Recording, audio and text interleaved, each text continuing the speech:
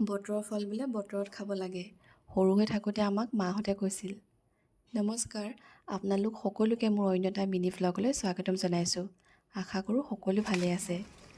এতিয়া যিহেতু আমৰ ছিজন, চবফালে অকল আম আৰু আম। সেয়ে ভাবিলোঁ আজি আমি আম খাম। তাতে বতৰৰ ডিমাণ্ড, মানে আজি ৰ'দ বহুত চোকাকৈ ওলাইছে। ভিতৰৰ কামখিনি সোনকালে কৰি আজৰি হৈ ওপৰলৈ গ'লোঁ আম পাৰিবলৈ। আৰু এয়া দেখিছে নহয়, মানুহজনী যিহেতু জোখতকৈ অলপ চাপৰ, সেইবাবে মুঢ়া এটা লৈ লৈছোঁ। মানে মুঢ়াটোৰ ওপৰত উঠি আম পাৰিছোঁ।